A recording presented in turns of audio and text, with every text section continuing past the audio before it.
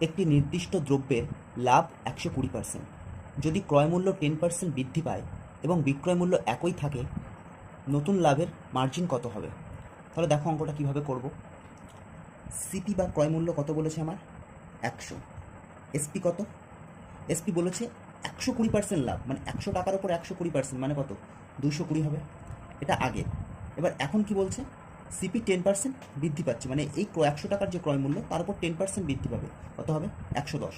কিন্তু বিক্রয় মূল্য কি বলেছে? আগেরটাই রাখতে। ঠিক আছে, বিক্রয় মূল্য একই থাকলে মানে বিক্রয় মূল্য 220 আমার থাকবে। তাহলে আমার কত দাঁড়াচ্ছে? ক্রয় মূল্য 110, বিক্রয় মূল্য 220, তাহলে আমার লাভ কত হচ্ছে? 110 টাকার লাভ হচ্ছে। এটাকে আমার কিসে বের করতে হবে? পার্সেন্টেজে বের করতে হবে। সুতরাং 110 টাকা নতুন ক্রয় মূল্য, নতুন লাভ কত?